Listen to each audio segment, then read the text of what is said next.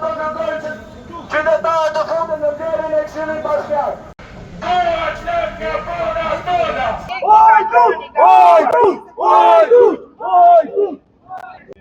A ka mundësi që kjo pjesë këtu të prishet edhe 2 metra e gjys, njët me murin e Galas, nuk prishet? Flasim për selektivitet.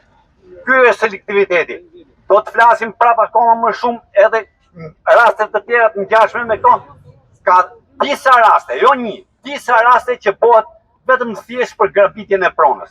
Na rezulton që Këshilli Bashkiak nuk ka pasur mundësi të shprehet për këtë projekt. Në qoftë se kjo na rezulton e vërtet, ky projekt duhet të shfuqizohet menjëherë, sepse Këshilli Bashkiak është parlamenti i këtij qyteti. Dhe po nuk e miratoi ky Këshill Bashkiak projektin përpara KKT-s, edhe instituteve, edhe të trashëgimisë kulturore dhe po themi Ministrisë së Kulturës, atëherë i bën që janë shkelur procedurat e miratimit të projektit.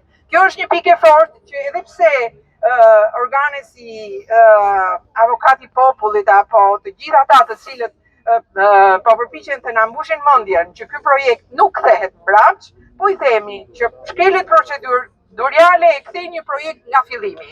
Por shkeljet më të rënda procedurale, me sa vëmë ne janë edhe në procesin e shpronësimit. Mua, shteti po më nxjerr me qera, si pas shkresës që ka dalë ke fletore zyrtare.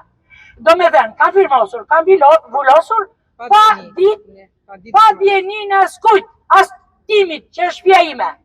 Edhe i bëj një thirrje kryeministrit të vendit, këtij të madhit, që i ka hyrë për vetja shumë në qef.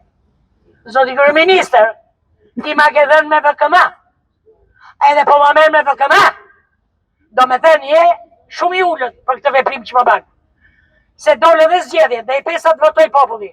Më keq akoma do jetë, se ti po na bën të pakënaqur, po në le pa shtëpi, 47 milion lek të vjetra, me jep mua për shtëpinë në qendër të Durrësit. Kush i bën këto pazare? Kush i llogarit këto? Bashkia, pa të njerëzit që për athirjen unë të ngrej kartonin kush është Durrësak, se unë Durrësak quaj atë që ka lindur në Durrës. Këto janë gjithë ardhur. Kush e ka ngrej kartonin atje? Gjilio Ladoci është në konflikt edhe s'duhet marri pjesë të ngrej kartonin, se është nusja e vllajt të Spartak Kovaçit. Ja këto gjëra berë që popullin e bëni të pakënaqur.